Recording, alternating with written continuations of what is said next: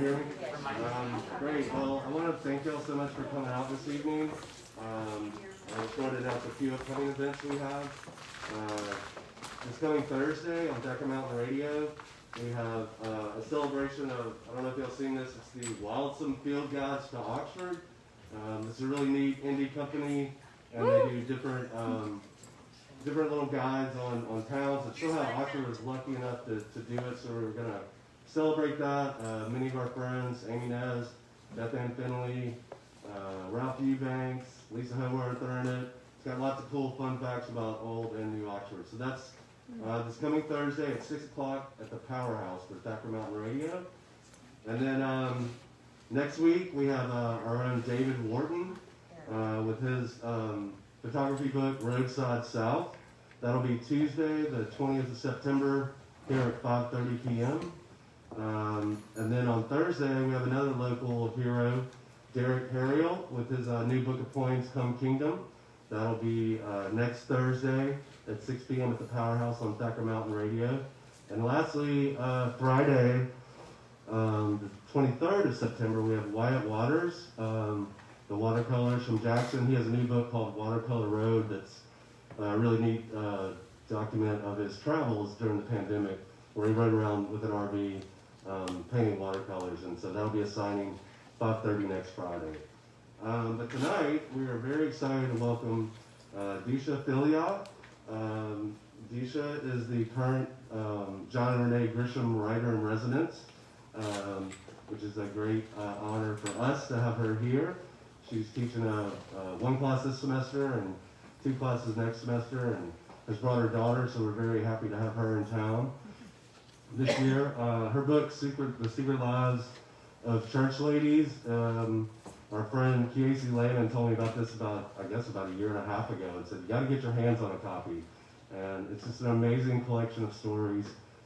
She's originally from Jacksonville, Florida, and been living in Pittsburgh, and we're very fortunate to have her here tonight. She'll be in conversation with our own Aimee Nezhukumatathil later, but right now, please help me welcome Deesha Philyaw to the stage.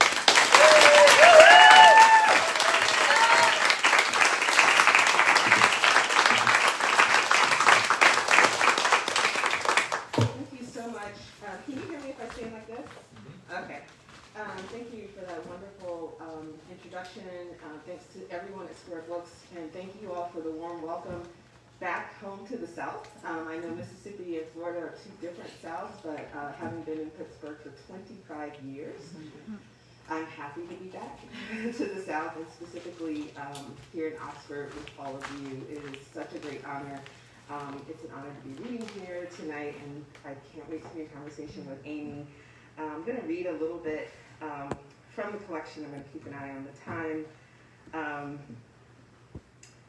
And the first excerpt I'm going to read is from a story called Snowfall. And I haven't figured out how to do this because it feels like it's all spoilers for people who haven't yet read the book. So apologies for spoilers. But since I'm reading from the middle of the novel, really all you need to know to get into this excerpt is that the narrator is a woman named Arletha. And when she refers to we, she's talking about her partner, her girlfriend, Rhonda, and they have moved from the South, Florida and Georgia respectively, to a place that sounds a lot like Pittsburgh, if you know Pittsburgh, but I never been to Pittsburgh. So I think that's about all you need to know to get into this excerpt. We were born and raised in warmer places, Georgia and Florida, warmer too in the residual charm, polite smiles, and gentility of the white people whose ancestors owned ours. In the South, the weather does not force tears from your eyes, causing the faces of passing strangers to register worry about you for a millisecond. It's the wind, you want to tell them, but a millisecond is not enough time.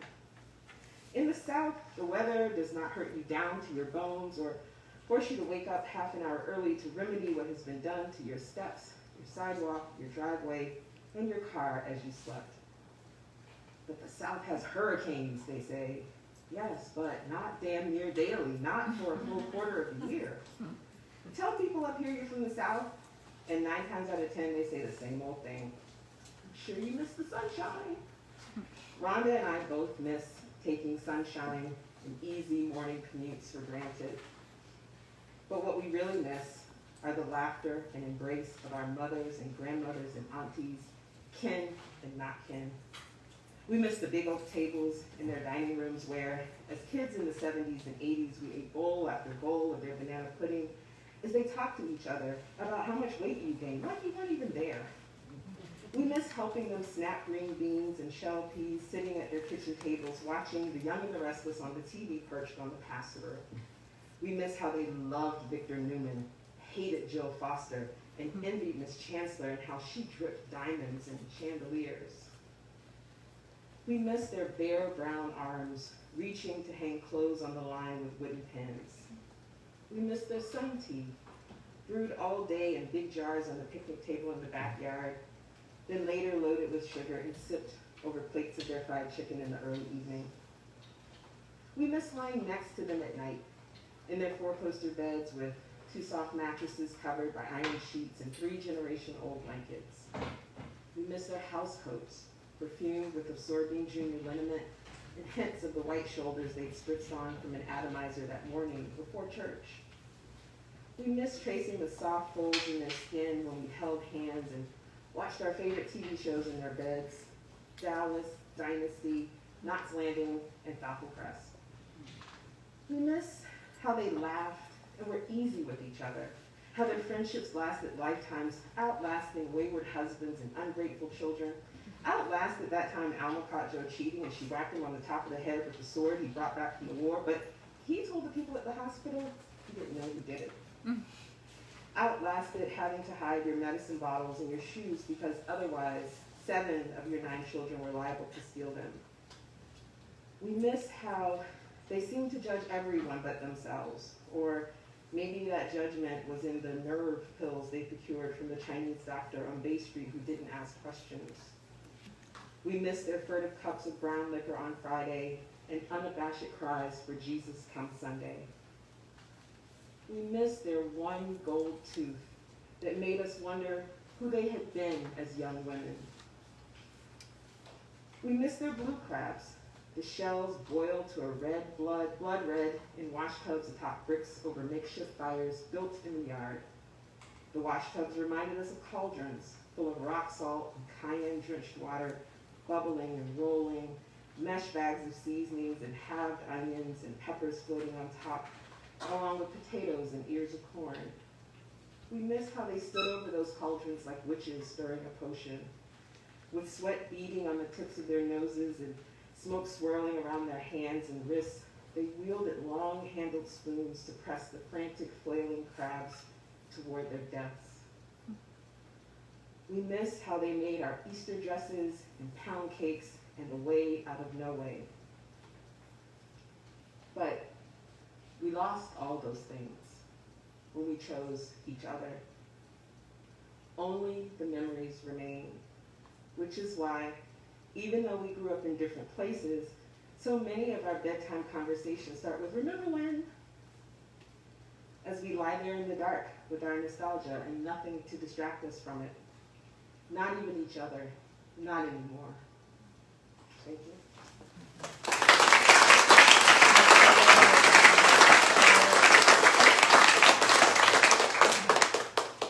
Time is moving very slowly, so I can read a longer passage now. This is going to be spoilers because I'm going to read this one to the end. I'm sorry. This is my favorite story in the collection. It's called How to Make Love to a Physicist. And I got the idea from the story because I had a crush on a physicist in real life. And I was crushing so hard, I wrote these first lines. I'm going to read a later excerpt, but this is how the story starts. How do you make love to a physicist? You do it on Pi Day. Pi is a constant, also irrational, but the groundwork is laid months in advance. And so for my students, and I see you all out there, thank you for being here. I wrote that and then came back to it. I wrote that before I knew I was building a collection and came back to it a long time after to think, okay, so I have a skeleton for this story. I know that somebody's going to make love to a physicist. I know when it's going to happen. It's going to happen on Friday. But there's some time between the moment we start and March 14th. And so how can I complicate things for them as much as possible in that time period? And that's how the stories started to shape up. And unfortunately, the crush was, unrequited, and but the physicist remains a friend, and also someone that I relied on as I was researching the science stuff in this story. I am not a science person, but I started doing some research, and there's a passage that I'm going to read. You can when you hear the science stuff, know that I did research. And I thought, this works. This really works. But I'm not sure I got the science right, and so I checked in with the physicist, and I got the science 99.9% right. And I also did some research by interviewing him about how he reconciles science with his religious beliefs, or his religious upbringing. And there's a conversation that I'm going to read in this excerpt that my interview of him informed this conversation. So again, I'm about in the middle of this story, and all you need to know to get into it is the main character, our point of view character, Lyra, met the physicist, his name is Eric, at a conference, and they really hit it off, and she's had terrible luck in relationships, and so she's like, nothing's going to come of this. And even though he was interested in staying in touch, she has been, at this point in the story, she's been ignoring him. And so that's where the story picks up. How do you make love to a physicist? You take out your charcoal and sketch his face from memory. You tell your therapist about him and how he didn't forget you, but you're allowing his phone calls to go in unanswered and leaving his texts unread. Because you're not good at stuff like this. Stuff like what? Your therapist asks. Men, it never works out. But you sketched his face and told me about him. Why? Because we had a great moment. That's all it was. Then why is he still texting you? Just being nice. She tilts her head in that girl please way she does right before she challenges you. She asks, is this another example of you talking yourself out of potentially good things? How do you make love to a physicist? You continue reading his text messages, even though you don't respond to them. He's been texting for weeks, undaunted. He asks how you're doing, tells you how he's doing and what he's doing. He's presented his proposal to his board for an arts and sciences summer camp and family retreat. He thanks you for the inspiration. One Sunday after church, while you're at your mother's for dinner, he texts you a picture of a deep orange and red sunset with the caption, "Best scattering of light rays ever." You don't realize you're smiling until your mother asks, why are you smiling? She sounds more suspicious than curious. And you wonder when she last saw you smiling. This woman who insists on sending you home every week with enough leftovers for 10 people, then asks when you're going to lose some weight so you can meet a man. When you go back to school to set up your classroom for the new year, there's a package from Eric in your box in the faculty mailroom. You wonder how he knew where to find you. Then you remember the name of your school was printed on your conference lanyard. He has sent you Overview, a new perspective of Earth, a collection of more than 200 stunning high-definition satellite photos of Earth that focus on how people have altered the planet. The collection is named for the overview effect, the sensation of overwhelm, awe, and new perspective astronauts report upon looking down at Earth as a whole. An aerial view of a planned community in suburban Florida is a colorful mosaic. A shot of retired military and government aircraft in the aircraft boneyard at Davis-Monthan Air Force Base resembles a collection of Native American arrowheads. Tulip fields in the Netherlands look like fiber art. You display the book prominently in your classroom library. You send Eric a text message. Thank you for the book. It's wonderful. Then you respond to his last text, which was about his board approving his summer camp proposal with full funding. Congratulations on getting funding, right? And he replies, you're welcome. Thank you. That night, you read Overview cover to cover. And the next night, You start painting again. You stay up late, getting your rhythm back. The weekend comes and you call him because you're really not a fan of texting anyway, and because maybe it's time. He answers right away. He doesn't ask what took you so long. He's happy to hear from you, and you're both breathless. You talk about his summer camp proposal, about what you're each making for dinner, and what your weekend plans are. You talk about the new Toni Morrison documentary and what she meant to each of you. You talk about loss. You continue to talk daily, to have virtual dates, thanks to video calls. And they're better than any real date you've been on. You binge watch TV shows together, cook together, drink wine, and watch each other do laundry. You talk for days and nights that turn into mornings. Sometimes you wake before dawn, and he's still there, his sleeping face filling your phone screen. Then you settle again, you're breathing in sync with his, and you drift off. How do you make love to a physicist? Ask him if he believes in God. Ask him if he thinks it's possible to reconcile science and religion. Physics principles support the notion of God, he says, because they tell us you can't create something from nothing. Something must have created all of this, unless you believe that we have always existed, that there's no Big Bang, no beginning point to the universe. I don't know what the mechanism is, but it's some higher power. All that energy had to come from somewhere. Oh, I assumed you were an atheist. Even Einstein wasn't an atheist, he says. He talked about God all the time. Now, he didn't believe in a God that was concerned with human behavior, which is the church's obsession and the reason it uses guilt and shame to enforce Christianity. You don't think God cares how we treat each other and the planet? I think that's the most important thing, he says. But human beings are capable of doing that outside of the purview of the church. I've studied the Bible cover to cover. So much hinges on translation and interpretation. I grew up Catholic, and I love the ritual of it all, but I've come to understand that belief in a personal God is not essential. Not for me. You ask him, what about heaven?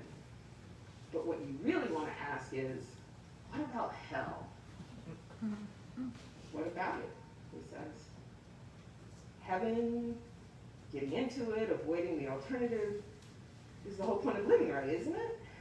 Your mother speaks longingly of Judgment Day and the final accounting of who's allowed past the pearly gates, certain that God's accounting will mirror hers. It will be a very small number, she's fond of saying. Only those who walk the straight and narrow path shall see the face of God. And you realize that if God were to welcome everyone into heaven, your mother would abandon Christianity immediately. You don't know how to answer Eric's question about heaven without sounding like you're quoting a fairy tale about good and evil, reward and punishment.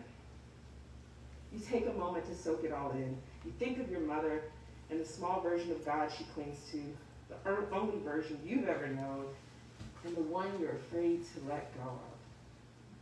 Then you think of how your daily calls with Eric are a kind of ritual, and how when you finally meet up again, it could be a kind of consecration. You're thrilled and terrified at the prospect. Terrified because all you've ever known of religion is that it demands more than you can ever give.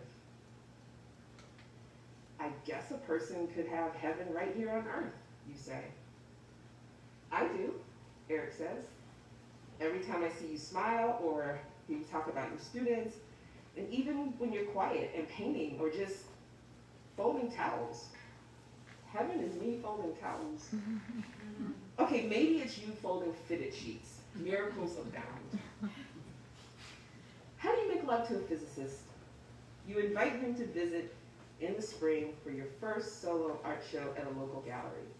It will be a collection of colorful abstract paintings influenced by your reading of Overview, Rumi, and the Quran, and your rereading of Morrison's Song of Solomon.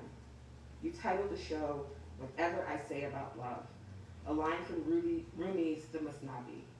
You're painting now more than you ever have. The show is still 3 months away, and already you're imagining your mother wandering around the gallery, muttering under her breath, what is that supposed to be? the way she did when you lived at home and she barged into your bedroom/studio unannounced. You never gave her your framework as a gift. You stuck with perfume and jewelry. You asked your therapist if it would be wrong not to invite your mother to the show. She answers your question with a question. Do you want her there? If I'm honest, the answer is no. Don't invite her. You're silent, and after a moment she asks, how do you feel when you hear me say that? Frightened. What are you afraid of? Everything. How do you make love to a physicist? You start to have sex dreams about him, very, very detailed sex dreams. For the first time in your life, you crave sex. For the first time, you are curious about a man's body, about how you will feel above and beneath him. But then you remember the sex you had and how you had to disappear into yourself to endure it. How you thought about your stomach and your thighs the whole time, wishing you were someone else, imagining he was wishing the same. How sex, for you, was just a way to be touched, a means to an end. How all you ever really wanted was to be touched, but men always want more. Eric, like any man, would eventually want more than you could give, and he would be disappointed, probably disgusted with you for leading him on. So you do one of the hardest things you've ever had to do. You delete his number from your phone again, but this time you also block it. How do you make love to a physicist? Forget your home training. Ditch the girdles your mother taught you to wear to harness your belly, your butt, your thighs, your freedom. God forbid something jiggle. God forbid you are soft and unbridled. Sleep naked. This is all your therapist's idea. At first, you're skeptical and resistant, but when she asks you to just humor her, because what's the downside? You can't think of one. You take long, hot, soapy showers, catching the water in your mouth until it spills out the corners. You rinse, step out, and rub lavender oil into your still damp skin, from your scalp to the bottoms of your feet. It's winter, so you bundle up beneath blankets and explore. Use your hands to study the contours and curves of your body, your topography, to study them as fact without judgment.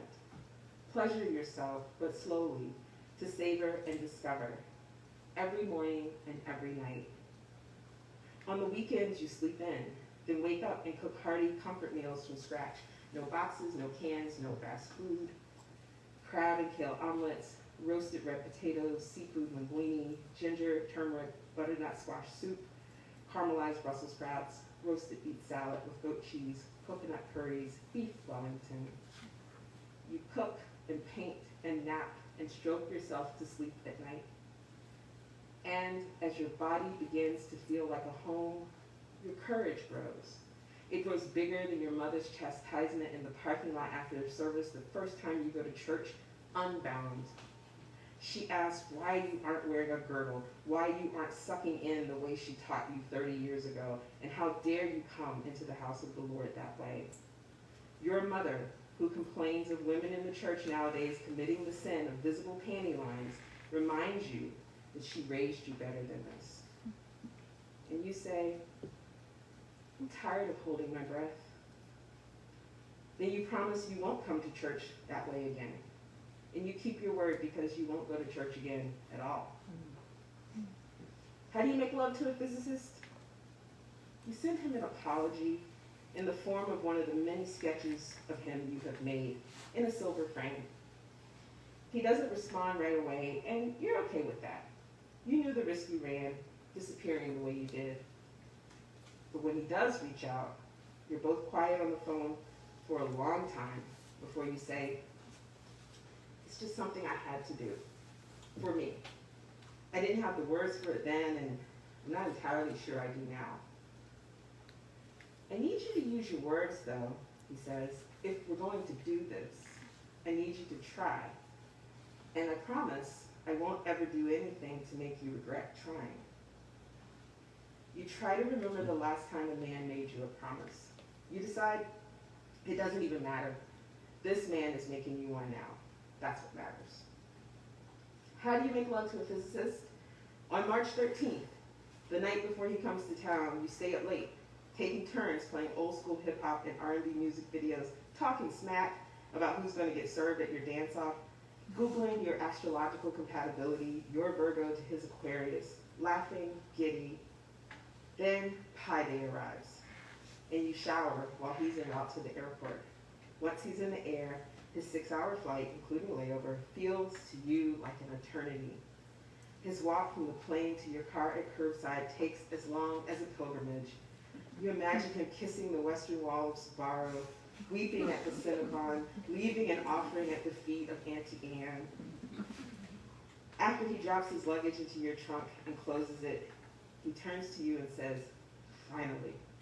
And you say, "Finally." And he draws you into his arms and kisses you. His lips are as soft as you thought they would be. At your place, you make omelets and home fries, which he devours. His appetite is magnificent.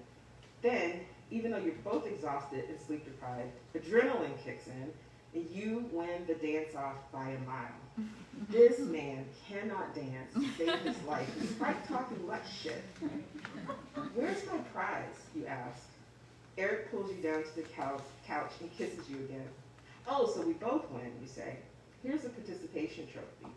You go in for more kisses, and you think, God, let him be forever. You both begin to doze. At some point, you wake up with your head in his lap and your mind in overdrive. You think about your art show opening tomorrow. You imagine looking at him from across the gallery as he looks at your work, introducing him to your girlfriends, your colleagues, your students, and your mother. You think that even if today and tomorrow were all there was, that would be okay. But then you hear your therapist's voice asking what you feel, not what you think right now. And you struggle at first to find the words before settling on warm, hopeful, joyous, full. Eric strokes your furrowed brows until your face relaxes. You say, "Rumi said lovers don't finally meet somewhere. They're in each other all along." Do you believe that? "I don't know," he says, and yawns. "Sounds like a mystic's take on fated love, and I don't believe in fate." You deflate a little. You want him to be the one you've been waiting for, and you want him to feel the inevitability of you as well. You want to be his default, not an option. You want the promises of a new religion. You chide yourself for walking too far ahead, for regressing into 80s song lyrics territory so soon. But then he says, "The supermassive black hole at the center of the Milky Way recently sparked 75 times brighter over the course of a 2-hour period, and twice as bright as it's ever been in the 20 years astronomers have been monitoring it." By now, you're used to him talking science, but you're not sure where he's going with this. "One theory," he continues, "is that the event was caused by a star about 15 times bigger than the sun, getting close to the edge of the black hole, disturbing some gases, heating things up, increasing the infrared radiation coming from the edge. But get this, we observed that star getting close to the black hole about a year before we observed the effects on the black hole." You say, that shows just how vast the universe is, how enormous the distance. "Exactly," he says. "Distance is plural. The distance between the star and the edge of the black hole, and the distance between the black hole and the Earth. So, I say all of this to say that sometimes wheels are set in motion long before the spark is manifest." Is that the same thing as fate? I don't know, but I do know that rare, brilliant events take time. He sighs, which is why I didn't trip when you didn't respond to my messages at first. I figured if you wanted me to leave you alone, you would have said so, but you didn't. Now, I did trip a little when you ghosted me, but he shrugs and pulls you closer. I figured you had your reasons. How do you make love to a physicist? When he unbuttons your blouse and asks, "Are we going to be the type of people who sit around talking about Rumi and black holes, or are we going to get naked?" You answer, "Both." You stand up and pull down your skirt and panties.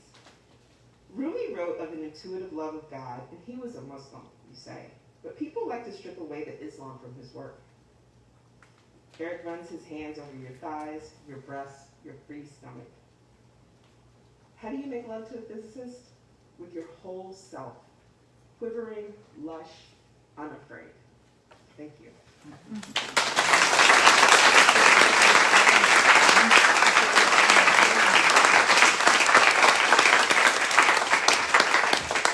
The last excerpt is very short, and it's the beginning of a story called Peach Cobbler.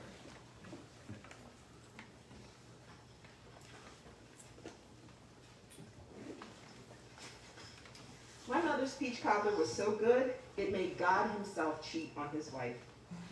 When I was 5, I hovered around my mother in the kitchen, watching, close enough to have memorized all the ingredients and steps by the time I was 6, but not too close to make her yell at me for being in the way, and not close enough to see the exact measurements she used.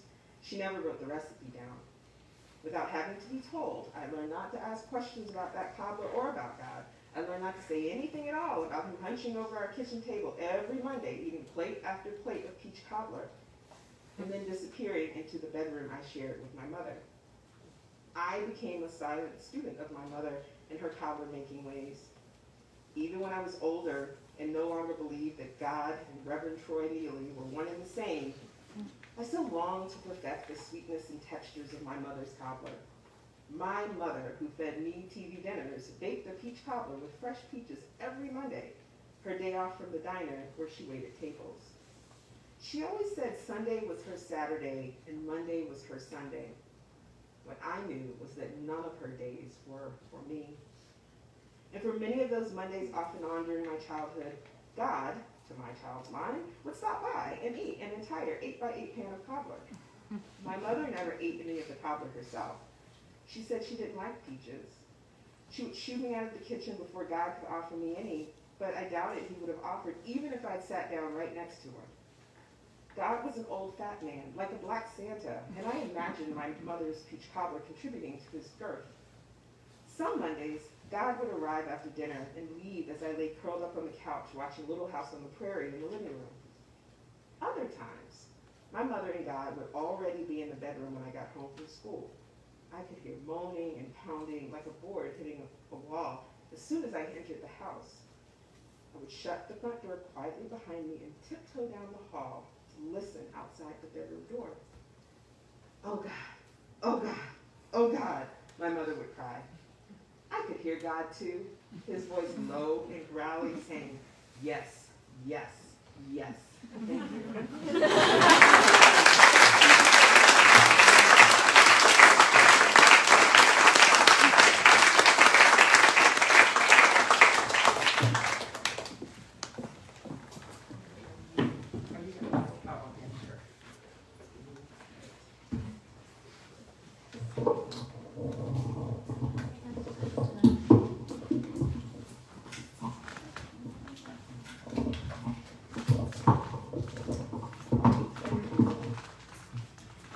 Deesha, that was wonderful. Let's give one more round of applause for Deesha.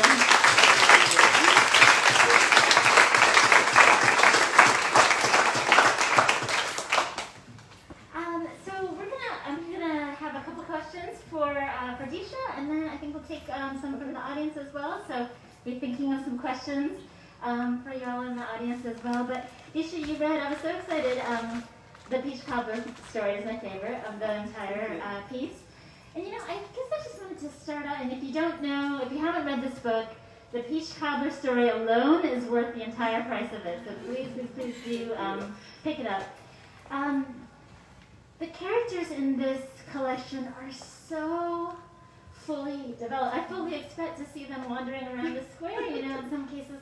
Can I ask you, because this is a genre that I don't myself write in, what is it about the short story that drew you, as opposed, every one of these stories I could see a separate novel. I'm sure you get that all the time, but I wanted to ask it from you, why the short story as opposed to developing these incredible characters into a full novel? Because I would buy each novel as well. Well, so I started trying to write novels early on, 20 years ago I started trying to write novels, and there's one novel in particular that I started in 2007 that is the novel that I'm working on right now. So the short answer to your question is I haven't figured out how to write a novel yet. I don't find that So I was working on this novel over time, and so that was starting in 2007, and then in 2013 I published a co-parenting book with my ex-husband, so just sort of this detour to nonfiction. But that's how I got an agent. And my agent from 2013 forward was like, okay, whenever you're ready with that novel, I'm ready to take a look. And I got the beginning of the novel done, and I got the end of the novel done. It was that middle part that just wasn't gelling, and I didn't figure out why until recently. But in the meantime, I worked on these short stories, sometimes motivated by a writing workshop or a competition or just a literary journal that I might want to submit to. And so I was working on these stories, not thinking about a collection. And Peach Cobbler came about in particular because I had seen call for submissions about stories about food. And so that's how that particular one came about. And I had written Peach Cobbler, Eula, which is the first story in the collection, and not Daniel. So I'd written 2 to 3 stories before I even knew I was building a collection. And it was my agent's idea because she had read these stories and she said, I like those church lady stories. And I wasn't thinking about the connections between them either. And she said, while you're on hiatus from that novel, maybe you could build a collection of short stories. And that felt more doable. And it was very specific. She said, if you can get 3 stories published, we could go to market with a partial manuscript. And that felt very clear and doable, as opposed to finish this novel. And so I just got to work building the collection, and by the time I had 3 stories published, I had 6 written, and so the partial manuscript had 6 stories in it. Oh, fantastic! Oh, good. So, I was gonna ask that later, but can you talk a little bit about why then you switched to novel? Because again, I'm thinking Deesha's master of the short story, so I'm a little. Of course, I wanted the novel in the first place, but now I want more short stories. Well, I'm working on both, so that's so can you talk about what you're doing now then? Yeah. Sure. So when the book came out in 2020 during the pandemic, I have been writing so many stories and essays, and my agent has been like, don't forget about the novel, But my default really is I've been also writing a lot of flash, very very short fiction, and it's something I think very specific to the times that we are just sort of coming out of, which is, everybody was distracted and worried and afraid, and our attention spans weren't great. And so I think it really lent itself to that. But also the workshops I was taking, as you know, one thing we could continue doing safely, we could read, we could teach, we could write. And so lots of our writer friends were offering workshops. And so, Maurice Ruffin, who was the last Grisham writer, he's offering a workshop. And then Rion Scott, they were offering workshops on satire. I'll try my hand at that. I took a workshop on horror. I'll try my hand at it. And so, I was doing a lot of experimenting with different, short fiction genres. So I don't know if I answered your question. Back to why the long form of the novel? Oh, why? Okay, what I figured out. So so I was still writing all these stories, but also, dutifully going back to the novel, and I realized the reason I had been avoiding it is because I didn't know how to solve the problem, and I was identifying the wrong problem, which is, I was like, I just don't know how to connect the beginning and the end. But the real problem that I discovered, in 2020 was nothing was happening in that novel. The main character was too much like me, so I wasn't letting her experience a lot of difficulty. The challenges she experienced, stakes were super low. I was bored, and that's the thing I realized was I'm bored with this novel. It's not a matter of I can't figure this out. It was I can't figure it out because I don't care. And that's a terrible thing to realize. I don't care about this character. And if you don't care about the character, nobody else is going to care about her. And so to care more, I actually had to distance myself more. I had to give her a different set of values from mine. And she's doing things that I would never do, and then there was a story there, and then I was interested and invested, and I was enjoying spending time with her and the other characters in this world that I created, where interesting things are actually happening, and not limited to the things that would be happening in Your my life, experience, yeah. which, you know, is not very interesting. And so, you know, so that's what I discovered, is that I had to give her her own space, her own personhood, and allow her to do some difficult things. And I brought in some of the satire that I had been, and that helped me build my sort of regain interest in who this character is and what happens to her. I see, okay. Oh, well, I'm so excited. I hope to see, like, maybe a draft of it, no pressure, by the time spring comes around or something like that. Fingers crossed. Well, actually, you mentioned satire, and that goes nicely into another question I wanted to ask you. You know, sex and church and it being funny are not usually found in short story collections. Usually, it's if church and sex are mentioned, it's scary or, you know, really criminal, you know, that kind of thing. I want to know, like, what surprised and delighted you about building a short story collection with kind of, not that that's a central theme. I don't want to limit this book to that, but what surprised and delighted you? Maybe going back to that moment you mentioned when your agent said, I like these church lady stories. What was that kind of energy like for you as you were putting things together? Like, ooh, you know, my family will read this, or you know, anything else in your life? How do I do this and still be funny about it? But also still these magically moving moments as well. It's so hard, I think, to have both the humor and those kind of moving moments that are just like, I just want to hug some of these characters, you know. Anyway, yeah. So I think that came from my mother who died in 2005, and we had a very difficult relationship like my entire life, and then 4 years before she died, we weren't speaking, and that's when she was diagnosed with cancer, and so then we were speaking because, of course, you know, we're going to speak.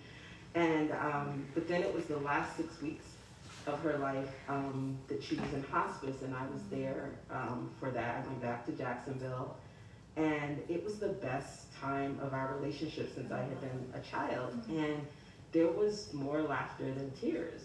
And that was, I was following her lead because she never articulated to me how she made peace with dying, but she seemed to be at peace with it. And so her sense of humor came out as this sort of very wry, she would say anything. So it was, no filter whatsoever. I guess when you're dying, you don't need a filter. Like, what is somebody going to say? You know, or they're not going to argue with you. And so I just remember that time with her being full of laughter, and so I think that's part of it. You know, there were so many gifts that she gave me as she was transitioning, and that's one of them. And the other was to kind of write with abandon and not worry, oh my gosh, what are people going to say, or what is the church going to think, but just write what I want to write, and everyone will deal. And so that was part of it. And then I think also just culturally for Black people and Black writers in this country, I've described it as always having you know, a scream and a song in your throat at the same time. Like, it's always, you know, we dance and sing and laugh at funerals. You know, there are cultures in West Africa where, you know, there are elaborate dancers who are spinning the coffins. And so those, you know, that duality is just sort of organic. So I love too that I mean, and what a gift too to give that, you know, that ebullience and that unfiltered look, even in the face of kind of family tragedy. And I think knowing that, and I didn't know that, that's the first time hearing of it,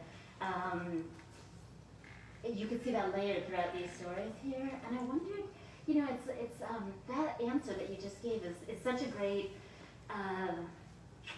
almost advice without you giving it to, you know, saying this is advice here. And I guess I would just say, like, it's writing, what you said, writing what you want to write about without worrying about, you know, voices across, you know, behind the shoulder. And I have to just ask, you know, like, in terms of the reception of this book, after doing, you know, after like not caring about, you know, after worrying so much and then not caring about what people would say, and this is a university press. I want to mention that because I think oftentimes students are in the room, and writers as well think you have to publish with a big 5 to get any notice whatsoever. Right. You are living proof that that is not the case. West Virginia Press is living proof that that is not the case. What has been kind of a big surprise in following like that advice that you were kind of giving on writing what you want to write without that worry of whether or not it's been done before, or whether or not people will say, Deesha, come on now, what would the church say, or anything like that, Can you talk about just the surprises of reception of this from a university press, and now we're National Book Award, and all the recognition, Kirkus, everything like that, so, yeah. Sure. So I want to also mention that West Virginia University Press was the only press to make an offer on this book. Everybody passed on it. Wow. Everybody passed They on get it. the last And so, I say that to writers, like, you only need one, yes. That's the thing. You only need one. And in terms of the reception, because my mother died and my grandmother died, they would probably be the only people that I would be like, oh, what are they going to think, about the stories, and they're not here. But my paternal grandmother died last year, and I went back to Jacksonville for a book event, and on my dad's side, I have 3 aunts. And they're all church ladies. And they knew something was going on with the book and me. They didn't know the details, but when they knew I was coming to speak at the library, they're like, we're going to come. And I was like, oh boy, okay. And, they got their signed copies, and we were leaving, and we were in the parking lot. And I said, listen, when you all start reading this book, don't call me or text me. You can text and call each other. And they were like, okay, I have not heard from them. I don't know what that means.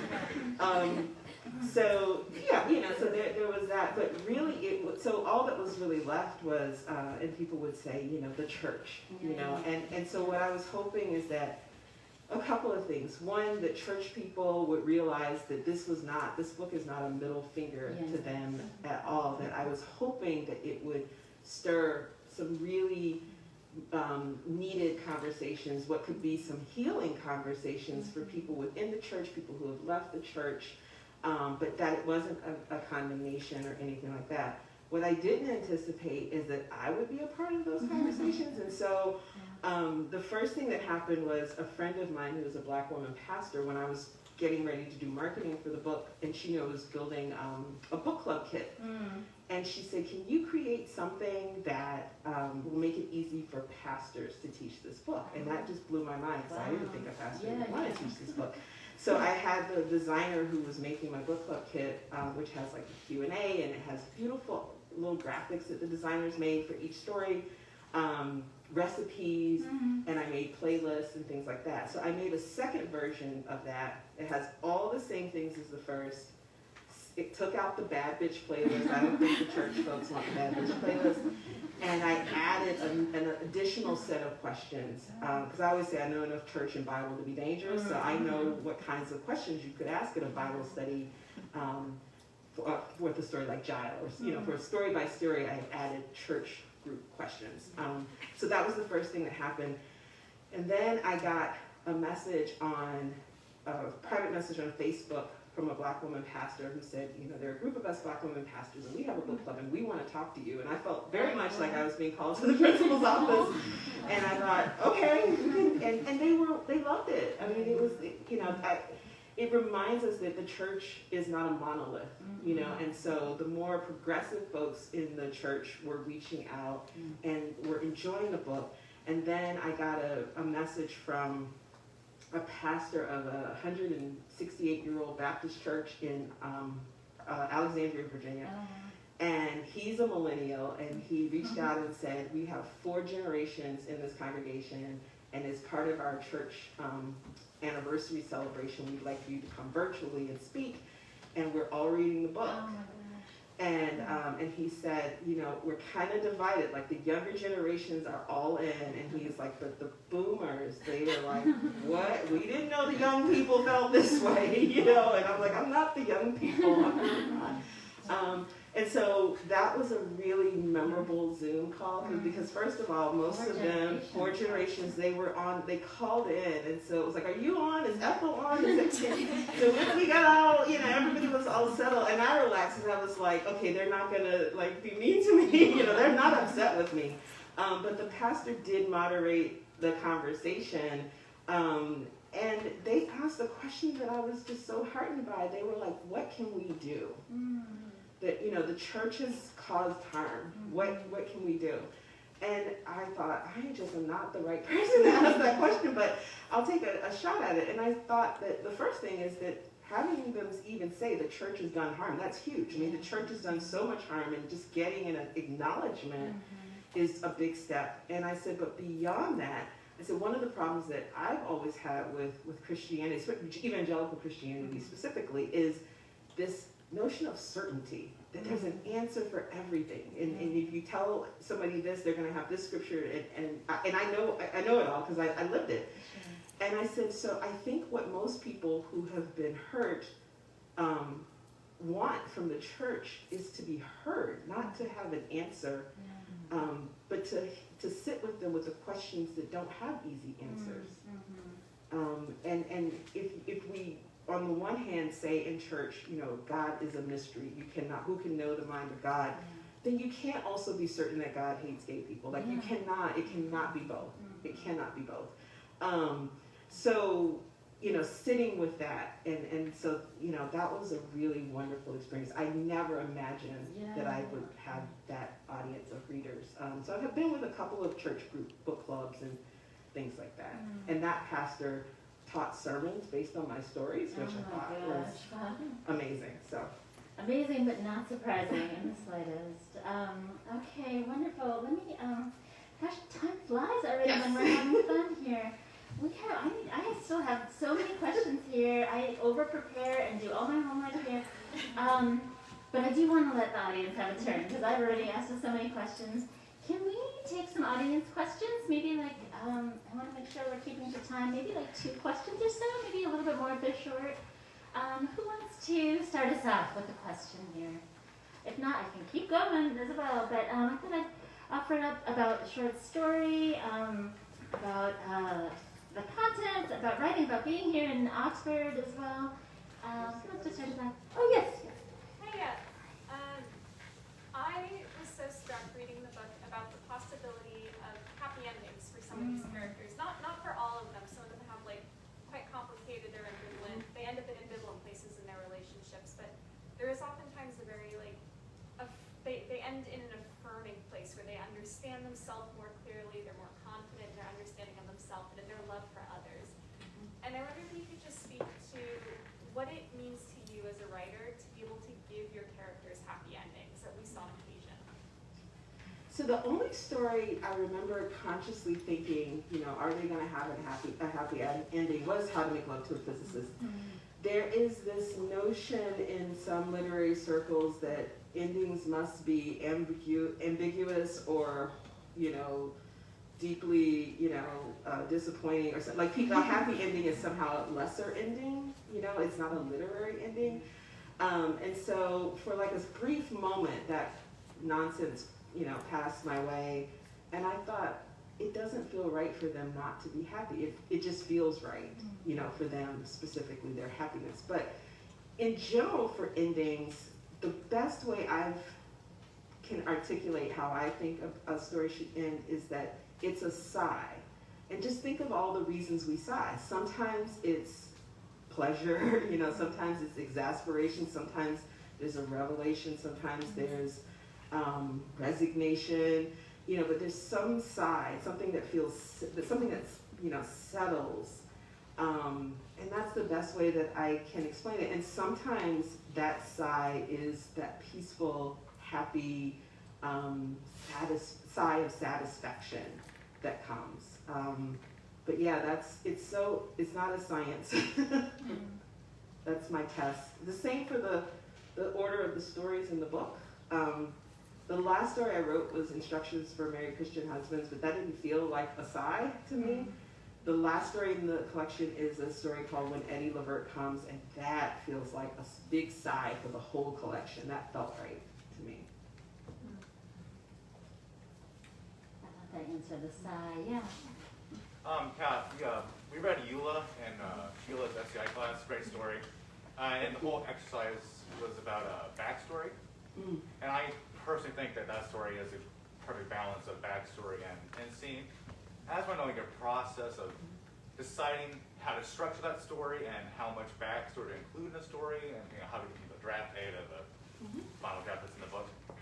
First of all, thank you for saying that, because from the time I started writing, backstory has just haunted me. It has been a real challenge, and I remember reading, I forget the name of the craft book, but the writer described it as the had horrors, where you read and realize that for 2 pages you've written about what had happened. And when he called it the had horrors, I became so self-conscious. It was like, I do this all the time. But what I have found is that I haven't figured out a way to not do it.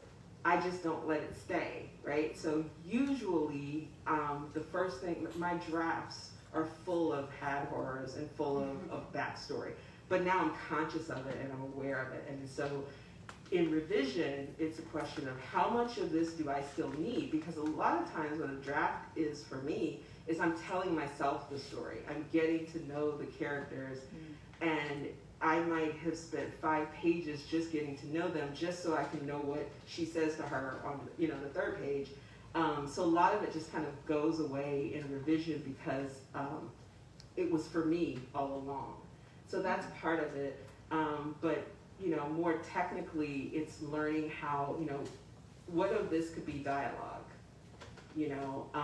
and trusting myself as a writer and trusting you as a reader that I don't have to tell you everything that has already happened. Some of that is knowing when to start a story, because sometimes you can eliminate those had horrors if you just start the story 5 years earlier. I've done that before. When I was like, okay, I've said all of this. I think I'm interested in what happened in the past, so why don't I just start there? So some of it is shifting your timeline as well. With Eula in particular, that one I was so with them in the room that I think the first draft had actually very little backstory, because I was so into them being there, and the clock ticking of the year 2000 was a nice distraction for me. So always, if you're not sure, throw in a clock and see what happens. If something needs to happen in a certain amount of time, or something's going to happen. So that helped me, not fall prey to what I usually do with backstory. And so then it felt like the backstory was just what we needed to know to understand what brought them to that room, what kept them coming back to the room, and what the tension was between them. So I was able to figure out how much backstory is essential here. But that ticking clock in the present kept me kind of grounded. I dare say that's one of the greatest countdowns for New Year's Eve that you'll ever see in fiction depicted, if you don't know the story yet. So you'll see what I mean by great when you read this book. Maybe can we do one more and then we'll wrap it up here? One more. Hi, Deesha. Can you talk a little bit about your process? You talked a little bit about your recent interest in flash fiction. Can you talk a little bit about how you approach writing flash as opposed to short stories, or is there a difference? Sure. So the very first writing class I ever took was a flash fiction class. And because I wrote so much backstory, I could never write like week after week. Over the limit. I never shared because I never finished anything. And I think I took like 2 classes with that same instructor, and I was just like, because I was trying to write a novel, but this was the class that was available, and I was like, I am just not good at this at all. But other than just getting better at writing over time, something else happened that I think is, at least it's important for me as a writer, and I think it might be important for other writers. Sometimes when we write a lot or overwrite, and explain a lot of things, it's because there's something going on with us outside of our writing life, which is we're not feeling heard, we're not feeling understood. And that was the case with me. And so as that changed in my life, and I felt less compelled to explain myself, and I trusted myself more in general. I trusted myself more on the page, that I could give you a sentence and it was enough. I didn't have to give you pages and pages and pages and pages. And so that's part of it, just brevity in general. But then as far as flash fiction, I think of it like what Anne Lamott wrote in Bird by Bird. She said this one by one, like this small picture frame.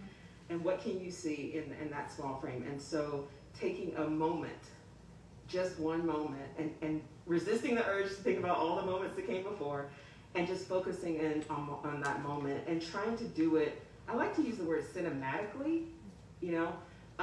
If this were a movie, what would we see? What would we see, you know, take in with our senses?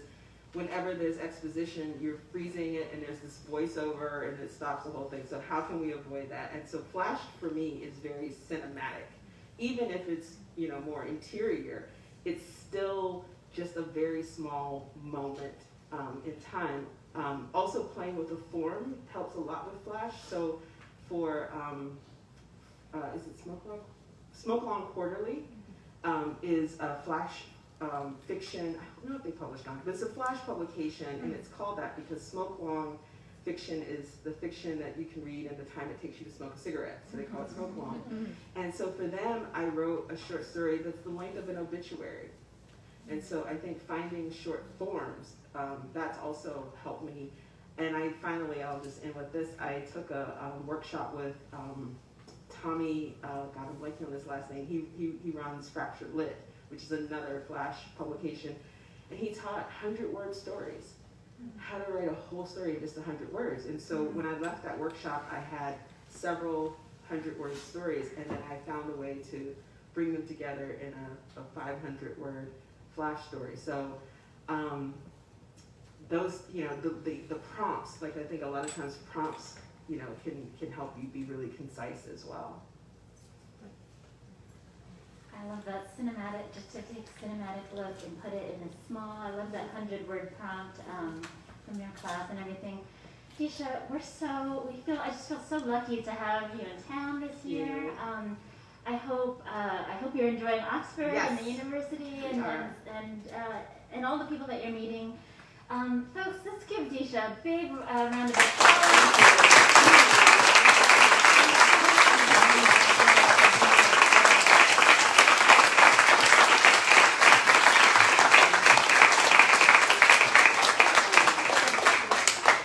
And let's also show some good Oxford love to Square Books, and I'm sure she'll be happy.